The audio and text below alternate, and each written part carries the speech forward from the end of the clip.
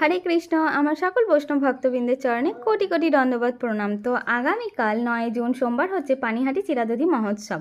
তো চিরাদধি মহোৎসব কি দেখুন, আমরা যেমন ভগবানের চরণে সরাসরি কোনো কিছু নিবেদন করতে পারি না, তার জন্য আমাদের গুরু পরম্পরার প্রয়োজন হয়।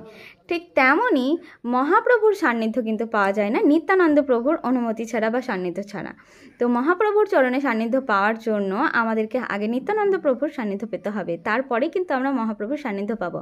তো কি হয়েছিল, পানিহাটি মহোৎসবে হয়েছিল এই কারণেই, কারণ কি পানিহাটিতে এক রাজা জমিদার ছিলেন, তিনি হচ্ছেন রঘুনাথ।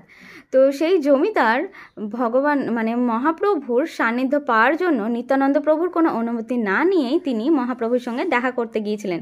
এই কারণে নিত্যানন্দ প্রভু অনেক রেগে গিয়েছিলেন এবং সেই জমিদারকে কিন্তু চোর বলেছিলেন এবং তিনি দণ্ড দিয়েছিলেন। সেই সময় পানিহাটিবাসীরা মানে ক্ষুধার্ত ছিল, তাদের ঠিক মতন খাবার জোগাড় হতো না বা তারা খেতে পারতো না।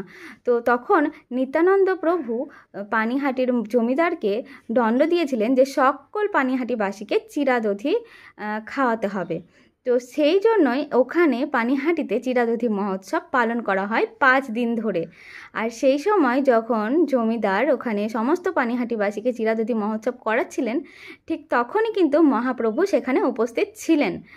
তো এই কারণেই ওখানে পানিহাটি চিরাদধি মহোৎসব পালন করা হয়। তো আগামীকাল হচ্ছে সেই উৎসব। বিগত 5 দিন ধরেই চলছে পানিহাটিতে। যাদের সম্ভব হবে তারা একবার পানিহাটি ইস্কন থেকে দর্শন করে আসবেন, জায়গাটা খুবই সুন্দর। এখনও আমার সৌভাগ্য হয়নি যে আমি যাব, তো যেতে পারিও নি আমি। তো যারা এই উৎসব ওখানে গিয়ে পালন করতে পারবেন তাদের তো খুবই ভালো, আর যারা না পারবেন তারা তাদের মানে আশেপাশে যেখানে ইস্কন মন্দির আছে, তো আপনারা সেখানে যদি গিয়ে পালন করতে পারেন এই উৎসব খুবই ভালো।